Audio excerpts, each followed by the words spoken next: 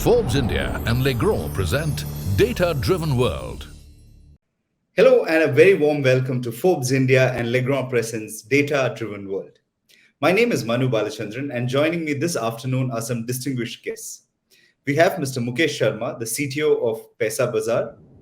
We have Mr. Kersi Tavadia, the CIO of BSC. Mr. Hemant Verma, the CGM IT at Punjab National Bank.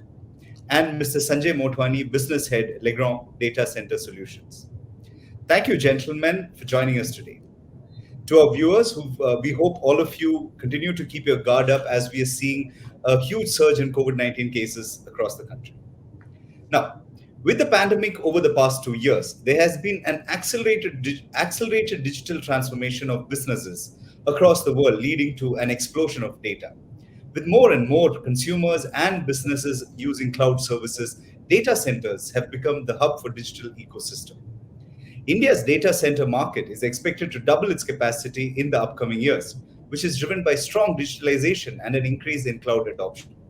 Cloud and data centers have become the backbone of the BFSI, the banking, financial services, and insurance sector, during the digitalization movement in India.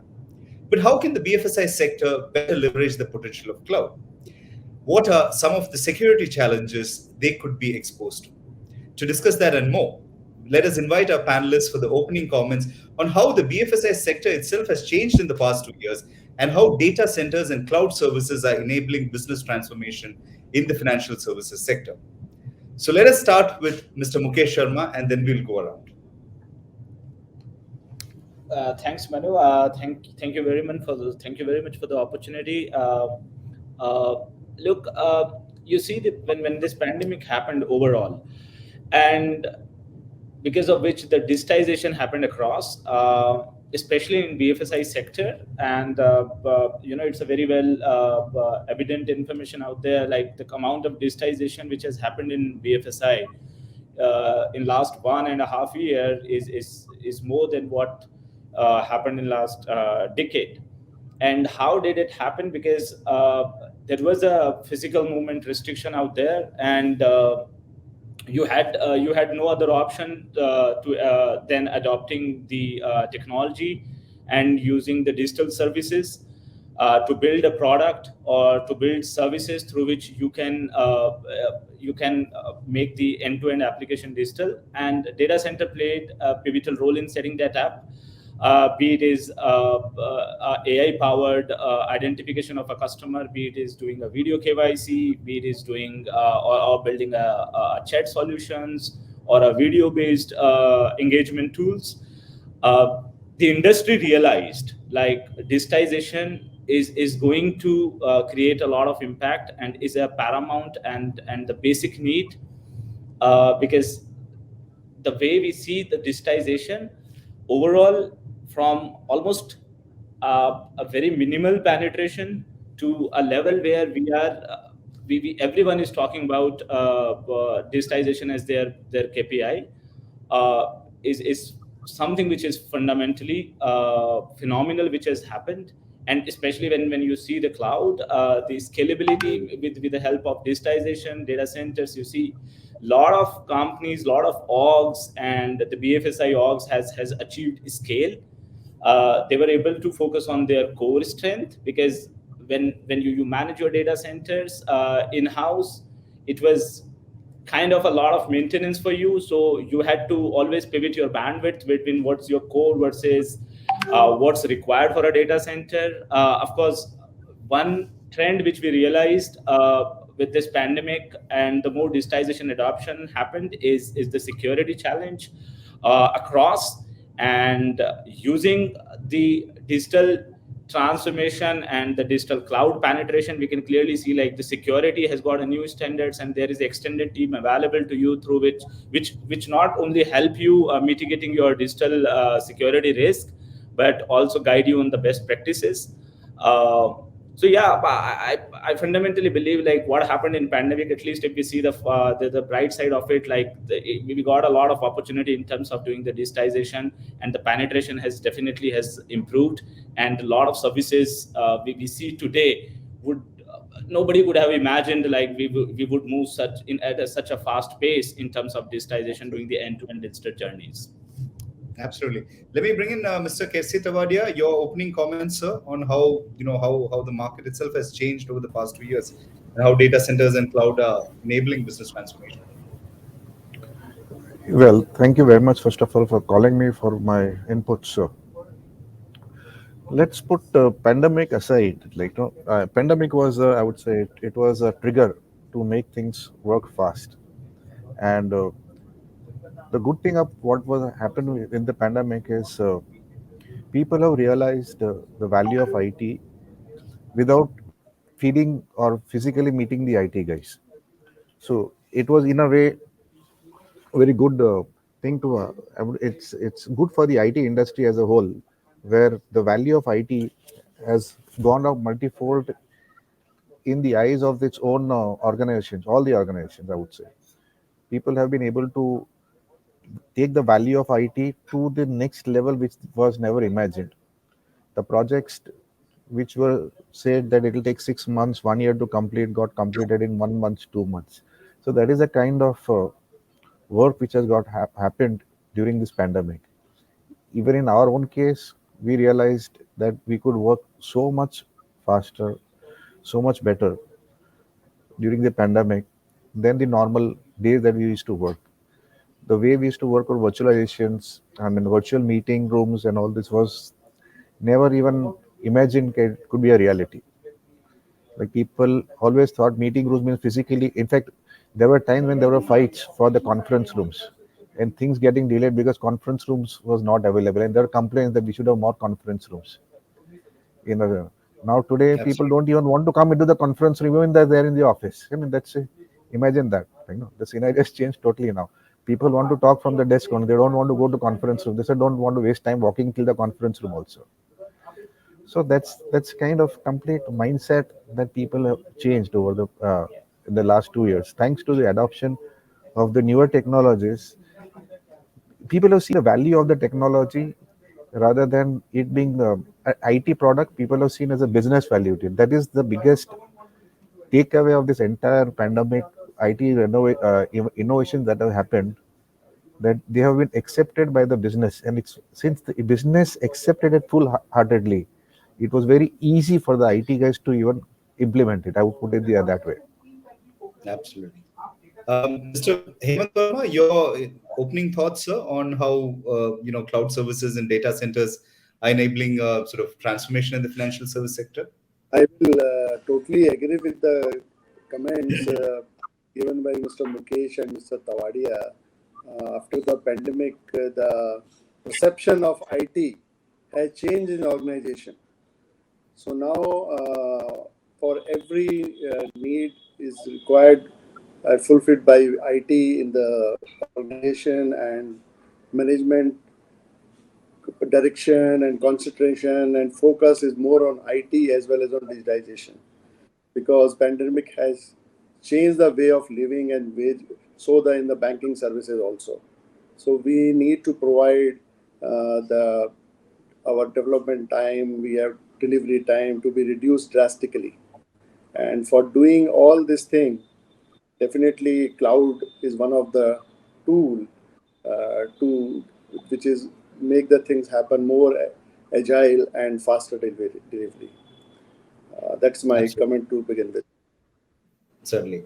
Sanjay, your opening thoughts? Well, I couldn't agree more with what everybody has said. Sorry, before that, hi, good afternoon, and thank you for having me here. But yes, I couldn't agree with what everybody has said. And I think IT coming to the limelight has been the biggest takeaway from all this. And even if you look today, even the government has realized the importance of IT and the data centers, to the fact that data center now got the infrastructure status. So that's huge. And you do see me smiling because obviously I'm in the products and services space, and obviously I'm happy to do a lot more business, which helps me. So in that context, yes, nothing more to add than what's already been said on this front so far. Sure. Mukesh, now let me come back to you. Could you sort of take me through how the role of the data center for financial services sector have changed over the past few years? Sure.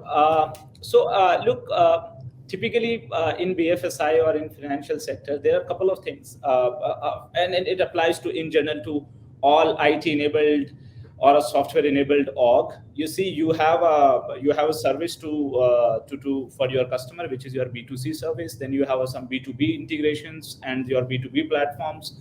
Then you have a data.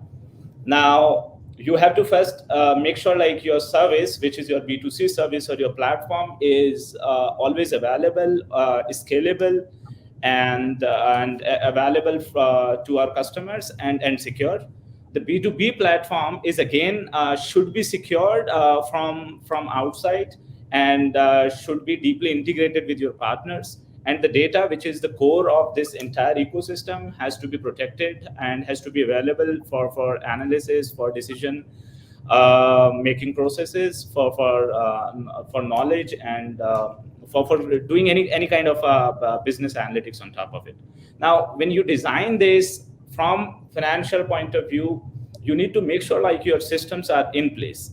First of all, you need to also ensure like you have enough competency in order to handle this. Now think of it, any e-com company or any org which is a B2C org and gets a lot of traffic. So the first and most important thing for that kind of org is to make sure like they are available. It means they are able to sustain the surge in traffic in such a way where they not only burn like they have to control the cost as well, and they need to make sure like they are always present with the security, which is embedded. The second thing is the data. When you accumulate a lot of data, and you need a off-the-shelf available scale. So for that, typically what I have seen in while designing these kind of server topologies, you need a lot of on-demand scale. You need a lot of data technologies, be it is Hadoop, Hive, or whatever the big data technologies you need, and then you need a data analytics technology on top of it, and then you need to create a system through which you can create this overall process so easy for your partners, for your internal stakeholders.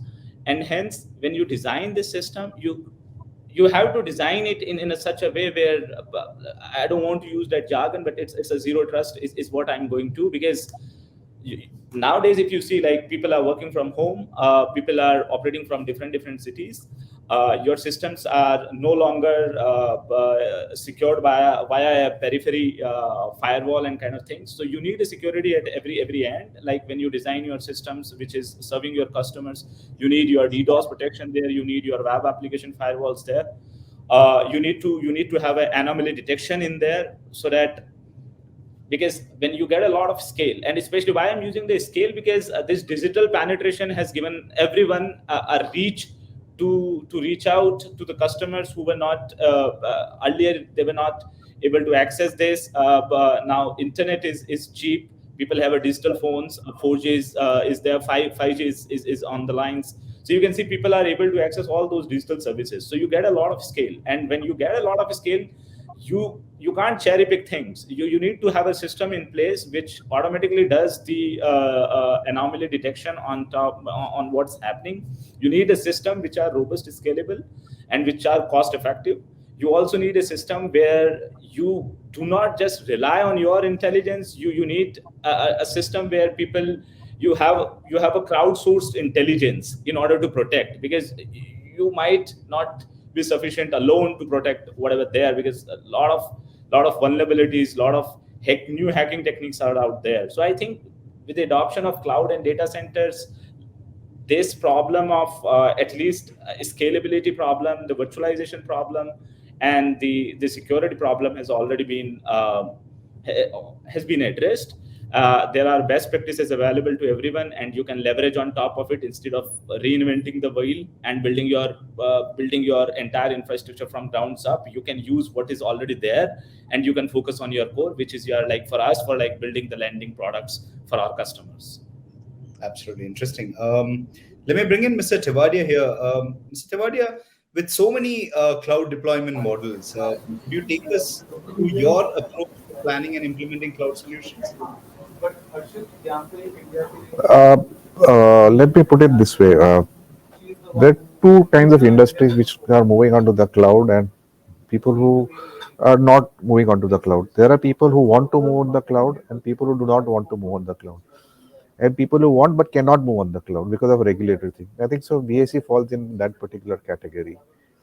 Being a very, very regulated entity, there are regulations still restricting the inst- uh, uh, institutions like the exchanges and the banks to move onto the cloud for the core business applications. However, people we still use the our office and everything emails on the cloud because though that is a very critical part, but only to that extent and a few other areas which you move onto the cloud. It's not that, but the word cloud is always misconstrued with the public cloud or the cloud service provider. What we are doing is having our own cloud, means we are large enough to build our own cloud infrastructure within our own data center. So, as you can tell, we are still on the cloud, but it's on the private cloud. So that's the kind of a journey that, or so that technology-wise, we are still cloud enabled, but only that the hosting we do is on-prem or in-house, whichever way you will call it. Interesting. Let me throw the same question across to Mr. Verma. With so many cloud deployment models, take us through your approach to planning and implementing cloud solutions. Yeah, we are also regulated by RBI. We want to move to cloud with certain, to begin with certain non-critical applications, but the challenges are there. I think hope going future will have all kind of permission in place. We do have our on-prem cloud that is called private, and many applications we are running on it, and we are expanding it very rapidly to move our other application on our private cloud because it gives us more agility and expansion very fast. So we are looking forward. Even more and more public sector bank wants to come to the cloud, so as soon as the permission is given, at least with non-critical applications. How fast do you see that permission coming through? I hope so. Next 1.5 year, I'm looking forward for it. We have given a request to regulators. Let us see. Interesting. Sanjay, today India is, of course, the second largest and the fastest growing cloud services market in the Asia Pacific region. What is your sort of views on the current landscape of the data center market and what's sort of driving this growth? What are the trends that you're seeing in this? Oh boy, that's loaded. Uh, I will first try and address the drivers. For me, what I have observed over the past few years, it's the consumer behavior which is driving all this growth. Today, the consumer is far more empowered in terms of how the consumer wants to utilize the information, where he wants to utilize it, when he wants to utilize it, etc., etc. So the consumer has become far more empowered in that context, and it is the consumer who's pushing the private sector and the government in terms of trying to build an infrastructure and provide these services for them. I mean, purely from statistics point of view, if you want to look at today, the average monthly data consumption on a mobile, on a smartphone, is 12 GB per month per smartphone. Now, this is expected to go in another 3 years to about 25 gigabytes, etc. So, I mean, it's the consumer who is actually pushing the system in the, all of us in terms of the service providers and be it the government side or the private side, and was trying to provide that infrastructure for them so that the consumer is basically satisfied. And I think, if I recall, I think it was Mr. Kesri who said that they are building systems so that the consumer, in terms of engagement models with the consumer, that's something which is prima facie pretty important from the financial sector point of view. When you want to look at in terms of what's additionally happening is, I mean, we've known that the government has given us the data center, the infrastructure status already. There is connectivity which is being driven at a very fast pace across the country. The smart cities, etc., is coming into play. the digitization in terms of the digital wallets, etc., and the number of digital transactions which have gone through the roof over the past 3 years.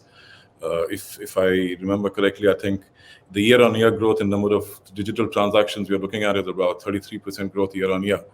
So given all this, I mean, these are all the drivers which are, forcing more data to be generated, and therefore the need for data centers to come into play. Now, in terms of landscape, obviously, if there is so much demand in terms of trying to process data, you would obviously players coming into the market in terms of what's happening. You've got Yota, you've got Adani coming into play, you've got the traditional ones like NTT, STT, the hyperscalers who initially started off on a shared premises. Now they're setting up their own private data centers purely because of the volume they anticipate. And I think the third point you mentioned in your question was about trends. I mean, in terms of trends, I see this, excessive data generation, etc., to continue for a few years at least. And I think the projected rates are about to the tune of about 8% year on year. The investments planned or towards the data center business in the next 3 odd years is to the tune of about $5 billion. So in terms of trends, I mean, whatever numbers which are coming out from various reports, the bottom line is that it's definitely growing, and it is one of the fastest growing industries in our space here today. Fascinating. I think we'll come to possible hiccups and all that as we go into the discussion. But for our audience who've joined us, please do send in your questions. We'll take them towards the end of the session. We've already got a couple of questions, but yes, please do send in the questions. Now, let me bring Mukesh back into the discussion. Mukesh, could you sort of share a few best practices to build and maintain a virtualization and cloud-ready data center network architecture, and what have been your own personal learnings over the past few years? Sure. So look, before we get into any solutioning, we need to understand the problem. In clear order, we need to understand. We need to clearly have our business objectives, with definition of success, everything in place. I assume once you have those, so the best architectures, I fundamentally believe, are those which are the simplest one.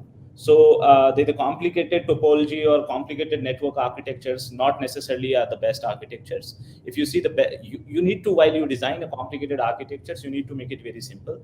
The first and foremost things like how your applications, how your different systems are going to communicate to each other, and the communication has to be secure. The data where the data will reside has to be secure. So data in transit, data at rest has to be secure. Then you need to think about your BCP plan, disaster recovery plans, like what happens if this particular data center goes down, or this particular rack goes down. How do you make sure like you have a backup of that, or you have a right RTO and RPO for your org defined? Again, like since once you grow up massively, you have, and you need to manage your data center, you'll have a lot of physical devices. So we need to try to build up the technologies through which we can create one logical, at least we can club those devices and build a logical device, one logical device, and build a virtualization on top of it. Now, in fact, when we think about the virtualization, there are multiple techniques to do the virtualization, and there are multiple different science behind it, right? The virtualization of server, storage, in fact, virtualization of network. You need to think. Typically, what I've seen people when they design their applications, they think majority of time I've seen people design their architecture from the application point of view or from a development point of view. But you need to understand the data is paramount. So you need to design your application from a data point of view also. And most importantly, now since we have become a global village where, and on top of it, you have like BYOD policies and all. So you need to design your system from network point of view also, right? So you see the definition or the segregation between a DevOps, DevSecOps, and a IT management is getting blurred now. Now, earlier you used to have a traditional IT people who used to manage the IT stuff, firewall stuff, EDR, XDR, and all that stuff. And then you used to have a DevOps people who would assist your developers in terms of building the next level applications. And then you would have a SecOps who will try to build who will try to monitor security. They'll create a blue teams, white teams, try to do ethical hacking practices, and then need to ensure like that the platform is secure. But the way I see, when you need to design your data center or your application, you have to now that the role are now becoming more like the lines are getting blurred, and you need to think from all these angles. Of course, this security, parameter security, all these are different the things which we need to think before we implement. You need to have a clear hierarchy, privileges definition. You need to have your virtual lens identification clearly laid out. You need to have a data landscape, data flow, how the data eventually flow. You have to make sure. You need to have your contingency plan in place before you do it. You need to have your upskilling program also in place, because people do underestimate the kind of skill it would require if you try to build architecture over cloud, because you would need a skilled people in order to handle these kind of things. If you are trying to get into a low code, no code kind of situation, then you would need people, especially your infrastructure people should now know the dev side of concepts, and your dev side of people should know now the infra side of concepts. As I mentioned, the line is getting blurred, so you need to plan holistically, right, from all the lenses. And of course, basis your application, you need to decide like what kind of topology is the best for you. Like you go to hub and spoke, you need to have multiple like there are a lot of solutioning, like people do try to go multi-cloud, multi-data center kind of approach. And then when you design such, you of course need to make sure like what are the minimum viable latencies you are okay with. You need to have a right MPLS and their backups in place. So I can of course go on and on this topic, but yeah, as I said, like to answer the question, like the best practices are something which is, there is a no standard template for it. But first you need to understand what problem you are trying to solve, and then once you identified your problem clearly and the areas where you need to focus on, then there are a standard set of protocols, a standard set of best practices which you need to apply. So, and an interesting thing you mentioned, you sort of reckon that it has the potential to be a massive employment generator in the future. You mentioned about upskilling and the skills that are needed. Of course, you see, look, a lot of you see the trend in ethical hacking has been significant. Earlier we used to have a tech ops or a DevOps, which is basically a dev plus ops operations. So now you have a DevSecOps, and when you see DevSecOps, and then the data engineering. Earlier you used to have a data center where you need to implement. You need to have a big some RDBMS system where you need to put the data, and the OLTP system through which you get this data. But now it's no longer a simple OLTP system. You have a data lake. On top of data lake, you build your data aggregations. On top of it, you build your data marts. You have a data warehouse, one for your business decisioning team. Another, the same data would get access to your data analytics team. The same data would be getting accessed to the MIS team. The same data would also flow back into your application for a contextual or personalized behavior. So you see, even if I see a data landscape, it has become very complicated now, right? Similarly, if you see a network, it has become complicated, and complicated not for the sake of complicated because you need a lot of agility, because you want systems which are scalable, which are always up. Like nowadays our SLAs are 99.99. You always talk about 0.999 kind of stuff. You are no longer like at a 98% or a 95%. Your game is over. And if you are a startup or a e-com or a B2C company, your game is over the moment you say like your SLA is 95%. That's not acceptable. So there is a lot of pressure in terms of, at least not a pressure, there is a very high benchmark to deliver on to your customers' expectations. And in order to sustain or in order to deliver on those expectations, you have to design your infrastructure in such a way where you do not create a compromised infrastructure, not from a security lens, but from a scalability and your cost kind of lens also. Absolutely. Mr. Tewadia, for you, what strategies have you employed to maximize the ROI on data center operations? For us, it's a slightly different connotation when you come to ROI on data centers, because we ourselves own a very large data center. Like I said, we have since from beginning, it's a traditional exchange to an extent, like, and we keep on extending, and every 3-4 years we build a data center, an additional data center, just to accommodate the growth.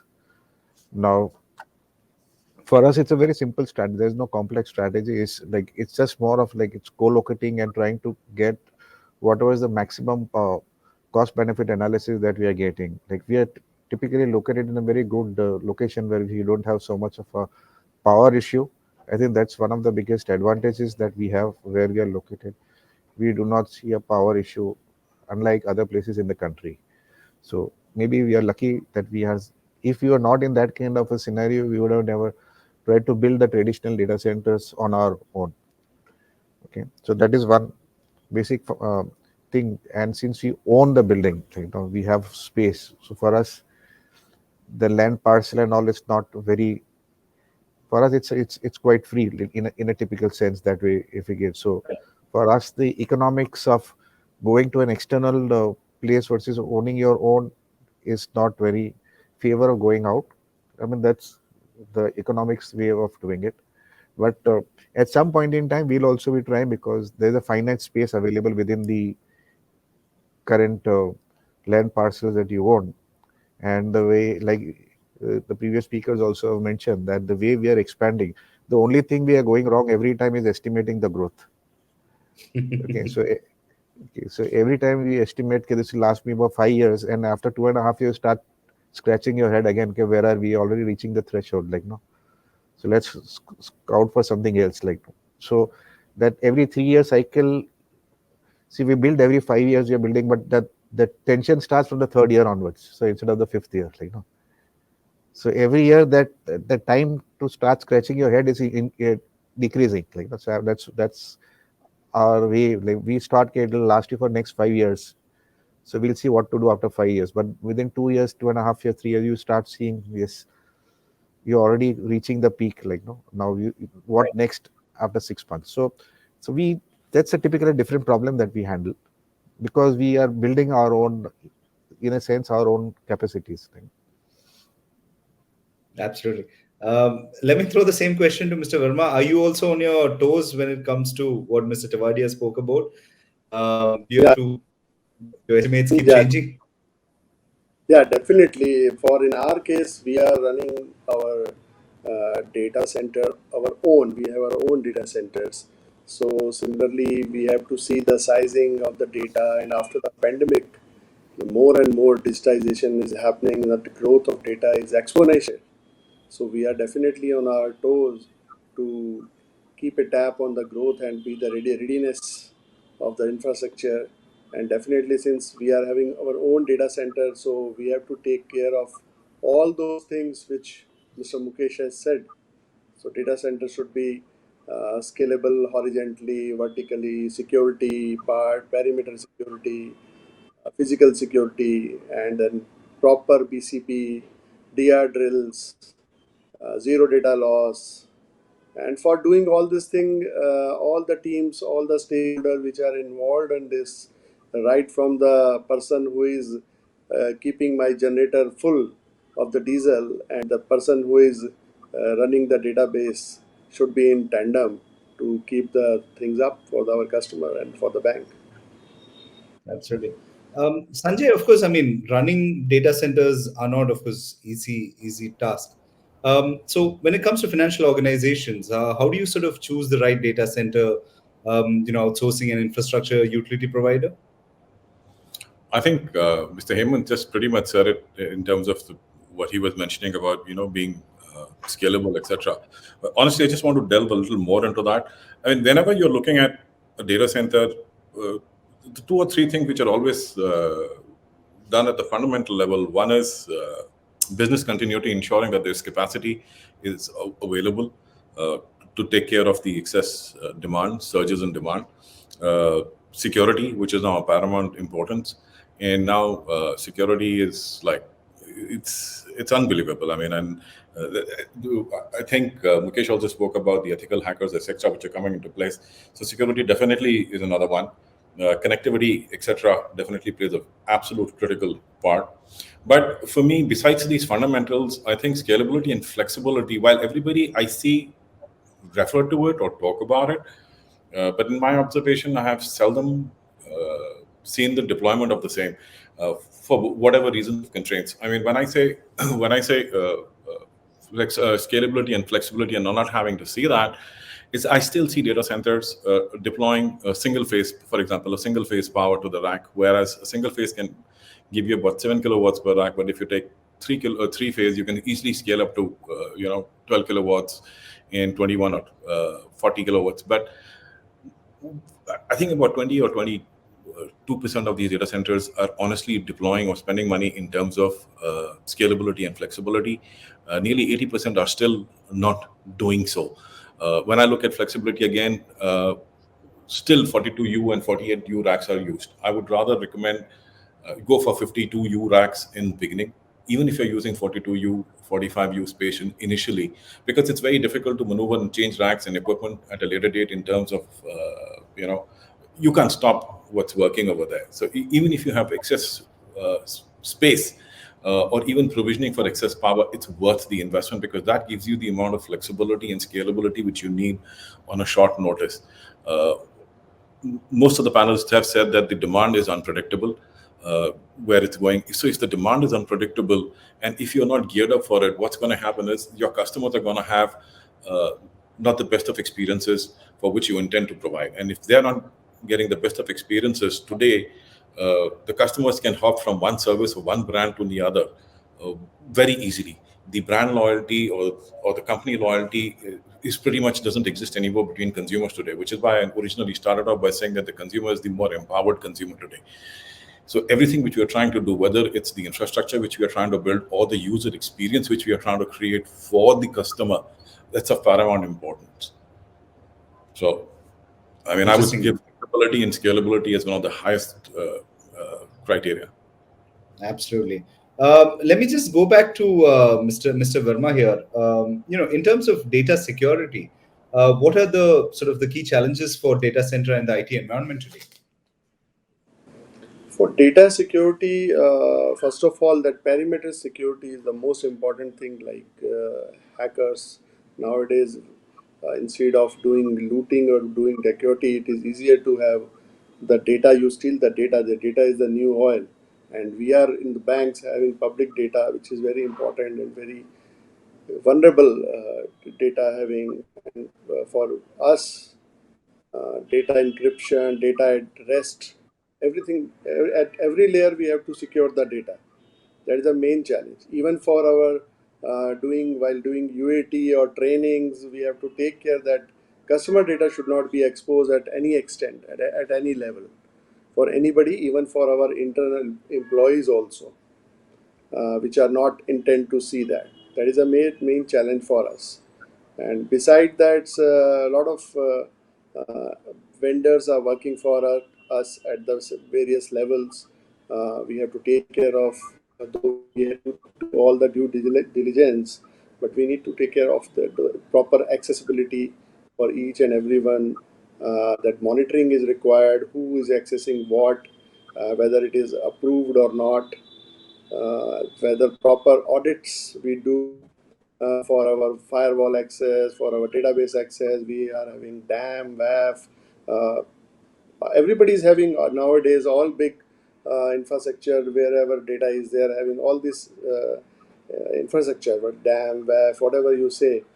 Main thing is how you monitor and how you correlate your events, and what is the conclusion out of it, and what are the further action you are taking to protect your data if any events or any challenge you are facing seeing this. And you need a tools for investment is very high. I will just come back to that is why we have to go for cloud adoption for these tools and all, which will be flexible. Latest tools are available, because a lot of investment is there for data security tools, and more every day you are finding new techniques, hacking techniques, new solution are coming accordingly, because first hacking techniques come, then solution comes.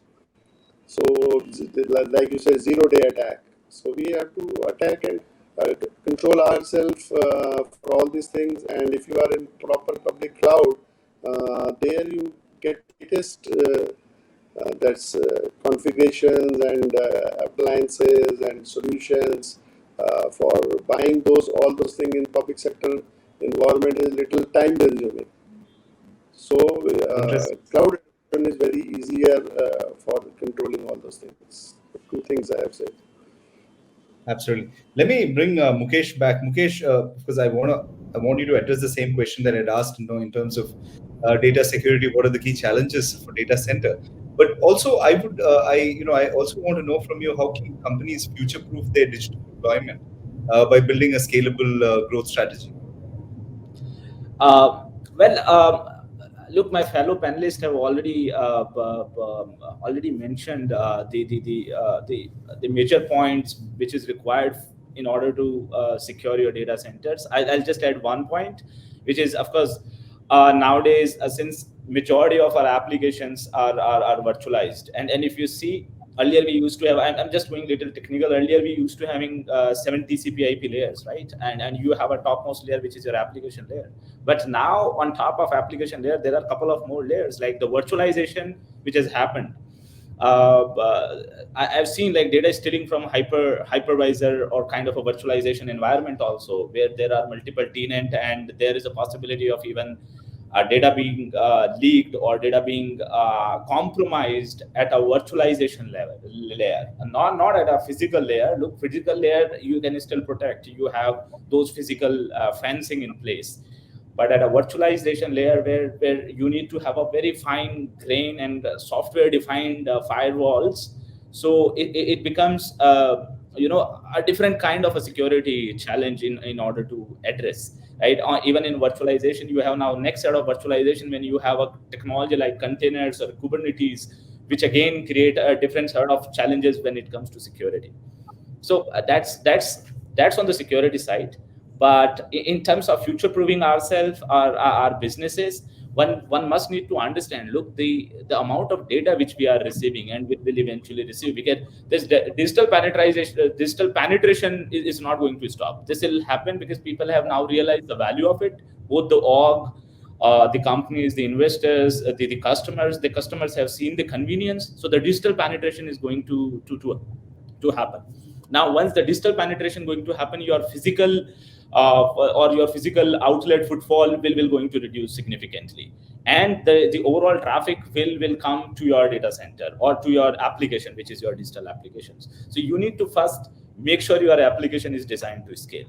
Second, you need to make sure like a lot of security threat and challenges has been imposed upon us, and it's no longer just you, like, or no longer limited to a country or a specific region. It's like, as I said, the global village. You are into a kind of a global village, so you are exposed to everyone when you are on a cloud, or you are, even if you have having your own virtual or your private cloud, there are some set of firewalls which are just blocking you not being exposed to the outside world. But the potential vulnerabilities are out there. I know most of us have legacy applications in banking sectors and all, and the vulnerability with Java vulnerability of JNDI, it was like almost like a 20-year-old system, and the code was written 20 years old, and the vulnerability came and it almost impacted the entire world, including the best data centers, best applications out there. So you should always be cognizant of the fact that the security is no longer a periphery security where you just deploy a single firewall and you are done. No, that's not going to happen now. You have to secure at every layer, and you need to have now this identity management, strong identity management. The third point, once you have a scale sorted, you have a security sorted, is to create a system which is portable and which is deployable across the independent of the underlying hardware, which is more of a portability and sharing point of view. As I said, people are going to a multi-cloud strategy, multi-deployment strategy, multi-data center strategy. So again, from making yourself safe or a business future-proof, you should focus on these 3-4 things. Now, I remember most of you here understand the DR and DC concept. Like, once you have a DC or a disaster recovery platform, now the next kind of things which I see, which is now going to be very important, is to create a active setup. Now it should no longer be a DR or a DC where you wait for one system, or if one system goes down, then you try to bring other system up. No, you need to have a systems which are active and sharing the load. So even one system goes down, the load or your entire traffic or your entire system gets pivot towards a system which is available. So which is more of a redundancy while managing the cost. So these 3-4 factors you need to make sure like your business remains in digital ecosystem and does not get impacted by this data driven digital or cloud search. So yeah, we need to make sure like as IT leaders or as a business, we make sure like we have planned our system accordingly. Absolutely. We've got a lot of questions from the audience, but of course, I mean, please feel free to send some more. Let me take one question to, I'm sorry, I think Mr. Tewadia has just stepped out. He'll be back. Mr. Motwani, I mean, from India's point of view, what really needs to be done to make India an attractive destination for data center business in the APAC sort of markets? Oh, okay. Well, for any business, be it data center or any other business, there first has to be a demand for the products or services. India has obviously shown that there is tremendous demand. So that takes off the fundamental question. Then when you're setting up a data center, you fundamentally look at three things. You look at land, you look at connectivity, you look at availability of power, redundant power, and obviously cheap power. I think in these three parameters also we've scored pretty well. Now, the challenges which I see forward are in terms of the availability of talent, which has been talked about, and the scaling of talent. So that's one thing which needs to work on. The second aspect which we definitely need to work on is, see, data centers are following humans. I mean, when I say humans in the context of, because it's the humans who are generating the data largely.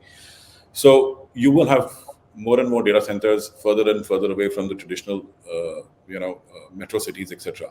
Then to create an ecosystem, for example, of system integrators, skilled talent pool, etc., becomes a challenge again. So we have to gear up for that to enable and make India in that context far more attractive. In terms of the regulatory policies, both the state and the central government have done and are continuing to do so in terms of promoting and easing out the processes, etc. So, I mean, I would say most of the boxes are ticked, but the areas which we still need to work on is developing the ecosystem wherein we want to set up a data center and upskilling in the talent pool, which is definitely needed to run and manage these data centers.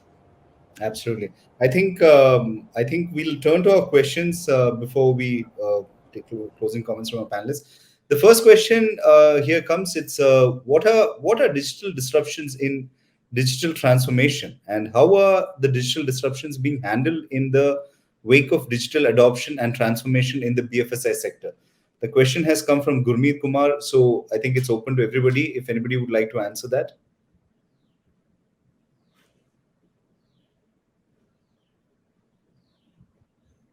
Mukesh, Mr. Tewadia, any of you would like to take that question? Yeah, I can take that. Yeah. So, for a digital disruption in the digital transformations, especially in BFSI, let's just take a context. I'll keep a context short. I'll keep it for last, say, couple of years, because that's what context. That's where the digital transformation happened. And you see the majority of things in BFSI sector I see is automating the customer identity, digital identities, understanding customer via video, via document OCR, and all. So the video KYC is one of the digital disruptor which has created a big leverage in digital transformation. The document OCR, the machine learning has played a pivotal role where you can on fly see that the validity or authenticity of a data you can check. and document, and you can match it back to the selfie or the customer which is live. So that the machine learning and the AI and this video technology, I believe, has created a disruption in the overall digital transformation. Look, the biggest example is this virtual conference which is happening. It's a video technology because of which this digital transformation has happened. So yes, so video, the machine learning, and of course, look, data was there always, and but it has come a long way. But this video technology and the AI ML technology has created a massive impact in this transformation. Yeah, we have a very interesting question that's come our way, and I think I'll throw that question to all of you individually. This has also come from Gurmeet. Will we see BFSI moving into Metaverse in the future? So let me start with Mr. Tewadia and then move around to everybody. No, this jargons are one part of it, but today BFSI, in a way, is already there in some form of the other. Like that today, I think the amount of data which BFSI is collecting, no other industry is collecting and processing that kind of data. If you try and see if BFSI as an industry individually versus collectively everybody, all other industries put together, this is my estimate. I may be wrong totally, but this is what I feel. So if you compare in India that way, we might be already there. Sanjay, do you think BFSI will move into Metaverse in the future? I partially agree with what's been said, and but when you say BFSI, I look at it from the point of view of the consumer data security. Okay, and I think that is such a sensitive topic. While the intention or the desire may be there to jump into that bandwagon, but I think it's not going to happen in the way I believe Mr. Gurmeet has asked this question in the short term, let's say in the short term or in the near future for 3 to 4 years or 5 years. I think we've got a long way to go for that process to happen, purely because it's extremely sensitive information which is being put out in a semi-public domain, I would say. Absolutely. Mukesh, I know you're itching to answer that question. Take us through what you think. All right, so a very interesting question, Gumit. Look, the metaverse, you see, the crypto is already a BFSI, almost kind of.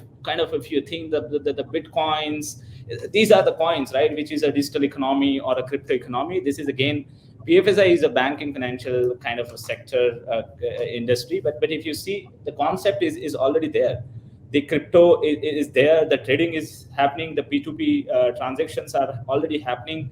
Now, I know a couple of companies who are creating a payment gateways for Metaverse. A couple of companies who have this P2P loan or a lending, providing a lending facility in Metaverse. The entire crypto network is already exposed to Metaverse, where you can very well do any kind of transactions. You can do trading in Metaverse, of course. So it's like your real world. Like that's the analogy, right? You see the Metaverse, you have those properties, and since you have those properties on the property, you would need those POS machines, you would need transaction machines. The e-coms are already there. And if there is a e-com, then they would need the payment ecosystem also. They would need a lending ecosystem also. So the lending ecosystem and e-com ecosystem are inherent need. The metaverse is like our world. So if there are humans, if there are needs, so then there'll be a financial needs, and I'm sure like there'll be a BFSI in metaverse. Oh, now I have to bring in Mr. Verma here, of course, representing the banks. Mr. Verma, do you think BFSI will move into Metaverse in the future? No, what I feel, what Mr. Gurmeet has asked the question in the context of Metaverse, which is, I think it's a virtual reality he is talking about for banks, public sector banks especially. I don't think in next 3-4 years, I am not seeing anything coming for Metaverse. Absolutely. Interesting. Now we'll move to the next question that's come from Mr. Sanjay Dikshit. Given the geography and power situation in India, is it possible to follow the laid down standards for making a data center? If not, what's the level to which the compromise on standards is acceptable? I think Sanjay had sort of taken us through this, but Sanjay, would you like to sort of go through this? The data centers are classified as tier 1, 2, 3, or 4. And we have enough tier 3 and tier 4 data centers which do meet all the standards and the certifications processes. So I do not see a situation or the context where we are trying to make data centers which are at the next level.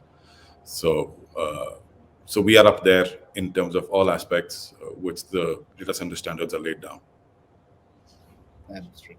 Mukesh, would you also like to respond to that question on the geography and the power situation in India? Well, before you design any data center, as Mr. Sanjay also mentioned, you need to ensure like the electricity is available. You have a power backups. You have your HVAC solutions. Basically, you have a cheap power available. You have a backups available. You have a network connectivity available. I think India is doing good in terms of data centers, and I'm telling it from my experience. And you see all the public, I can talk about public clouds. There are private data centers I know which are doing fundamentally great in India recently in a couple of years. I can talk about about the public cloud. The information is available out there. You can see the data centers in a different geographical location and different seismic zones. So I think, of course, there are standards already there, and of course, I don't think like there is a policy issue in India when it comes to the data center. I'm not a subject matter expert in especially designing the government policies for data centers, but what I can see, since I'm a consumer, I can see it from that point of view. Like the policies are pretty much straightforward, and I can see a lot of international players or a lot of public clouds are expanding like anything into India when it comes to the data centers. Perfect. We have one more question that has come from the Sahil Sharma, and I think that's open to everybody. As we know, data is the new gold. Where do you see incorporating blockchain tech in order to address scalability? I think that's a very interesting topic point now. Maybe again, Sanjay will start with, and then the others. See, blockchain, so the way I understand it and I view it, I think as a technology, it's there to stay, and it has already been, or it is being deployed beyond its original applications on the crypto side.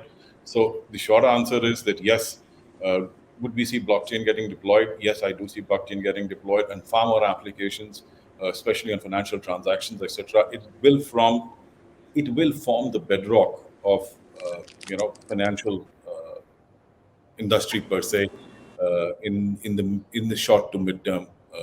That's how I see it.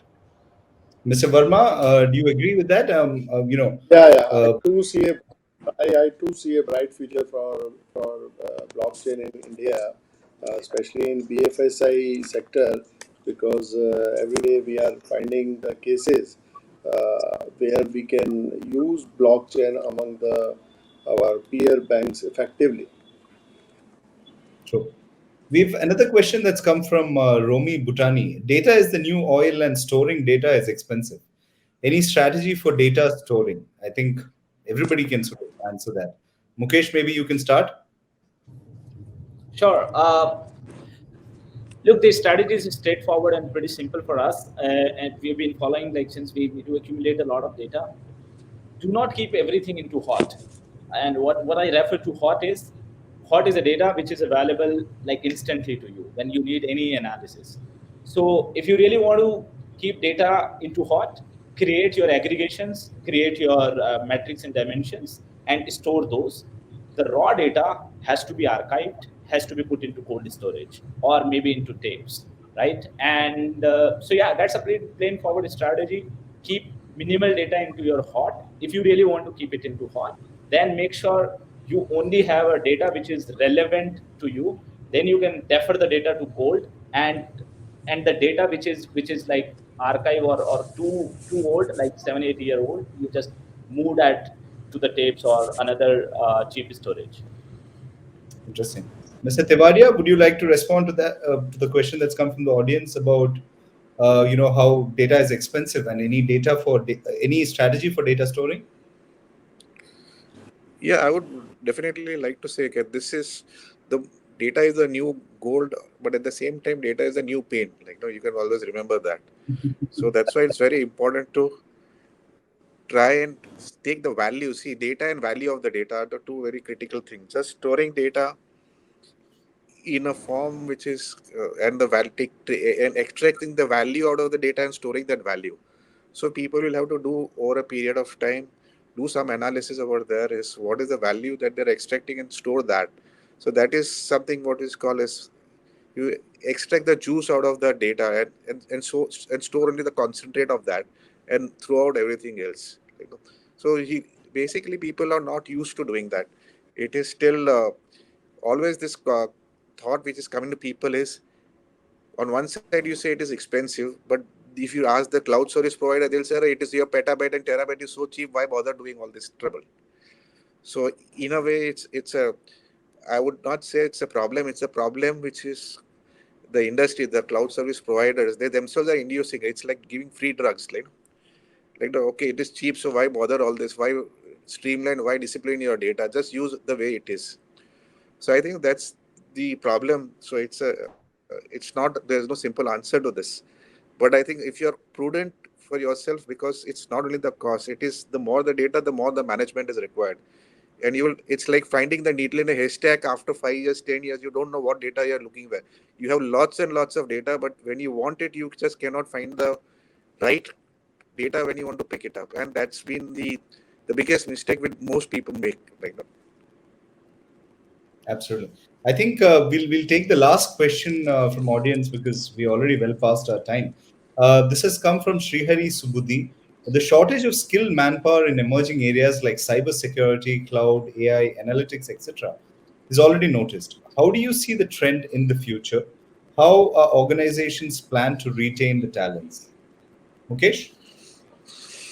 It's a it's a very valid question and concern for everyone. I'm sure my fellow panelists must have been going through the attrition problem or the great resignation kind of problem. Uh, the upskilling is necessary. You need to create programs to upskill your people, and it should be part of curriculum. I believe it should be part of curriculum, engineering curriculum or tech, whatever the tech course curriculum. I've seen like lately, it has already been a part of lot of colleges or programs out there where the cybersecurity, data, cloud is becoming a part of their basic curriculum. But I can see like you need to have a lot of training programs. Apart from regular programming programs, you need to have. So the philosophy or the process which has worked for us so far is to build this kind of a talent in house. Once you have a raw talent, you can decide on the basis of their interest, and then you can build it in house. You have a solid technology training programs, and then you can have that upskilling programs in place. There is no other solution other than this. The one is awareness, which is already there in the market, and the another one is demand, which is again there in the market. The third one is somebody has to just upskill and as a fundamentally make a part of our ecosystem. So the tech ecosystem or the tech resources we get should come ready with this kind of skill set required. Absolutely.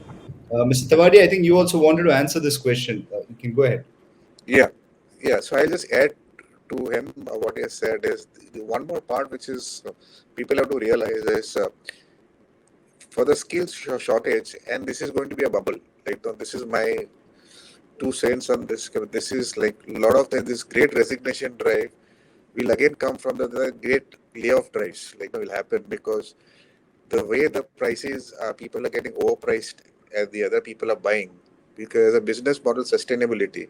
So it is not a so the same people will come back in the organizations because beyond a point, because practically if somebody is outpricing you and buying you out, okay, it is a very simple problem that at the end of the year he'll realize that it is paid you too much to get the value out of it, and that's the cycle, and that's I foresee. which is going. It was like the dot-com bubble and all this. Like no, where at that time also, anytime a new technologies come, there is a hype, and the hype cycle dies down. Okay, and then there is like a lot of talents available doing nothing. Like no, so I see it as a short, maybe a year or two maximum. Like I don't see it. I mean, that's the kind. If you can have a gestation, I think you'll get the people back into this cycle, because practically people are right now just because there's a shortage, you are getting this value. But believe me, after the same new talent will come and you will become so pricey that people will ask you to work at half the salaries. Interesting. Sanjay, your thoughts on this? Okay, I have a very different thought process to this. Sure, there is skill shortage which we've spoken about. We will need to continuously train, etc. And while the shortage is there, sure, the salaries, etc. would increase. But I think the larger challenge is that we need to understand the people we are dealing with. I think we are dealing with the millennials and Generation Z here. Their way of working in an organization is completely different from the way we've worked or our parents have worked. They have a very different emotional set of needs which needs to be satisfied, besides salary, etc. For example, what's very important to them is the environment in which the office provides to them. And okay, and they love to talk about it, which is why the social media has taken through the roof. Oh, I work in this kind of environment. My office offers a pod to rest. My office gives me a vending machine, etc. So I think it's very important to understand the need, the inherent need of the millennials and the Generation Z, and also try and create an office environment which meets this need. Because while we may be able to provide the traditional office environment, but the new office environment which this new generation is seeking, if there's a huge gap in that, people will still hop. So that's my observation and take on this. Absolutely. I think with that, we really sort of well past our time. So we'll take closing comments from all our panelists. Just short, brief answers on what do you think, the data center ecosystem in India will sort of evolve in the next few years, and some key trends that you see working in there. Mukesh, we'll start with you. Data center, as we discussed, like data centers are very important. Cloud virtualization are a new set of API layers, new set of a TCP stack. So it is very important for every org.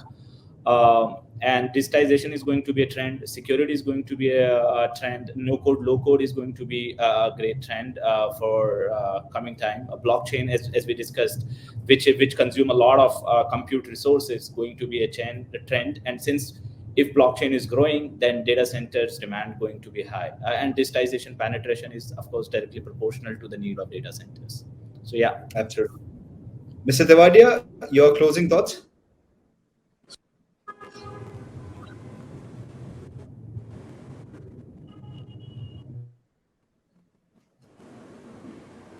I think there's some disruption there from Mr. Tawadia's end. Mr. Verma, would you like to give us your final thoughts? Yeah, yeah. For my view, the data centers are going to have a good growth in India, as well as definitely cloud adoption will also increase. And right now, the data centers are having in our northern part of country are very less. I'm looking more data center in this part of country also. Interesting. Sanjay, your final thoughts on how the space is going to emerge in the next few years? See, it definitely, I mean, there's no two ways that it's not going to grow. It's definitely going to grow. But I think I think the fundamental point is we are growing to address our customers and our consumers. And what I definitely see happening, and it should also happen at a greater scale, is the engagement or involvement of marketing with the IT. Today, a lot of tools are being developed to engage the customer, but which has a very strong IT-centric customer engagement tool or experience. But I think the marketing should play an active role.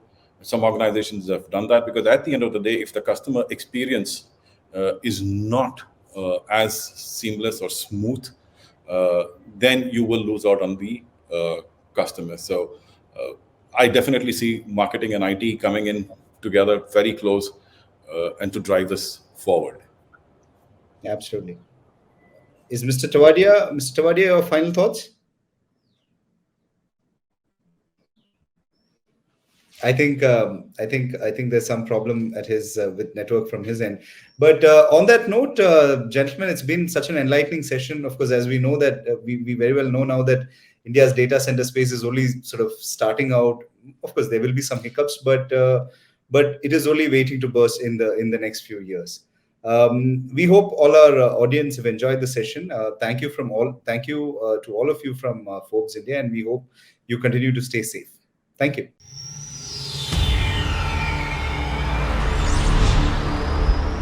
Forbes India and Legrand present Data Driven World.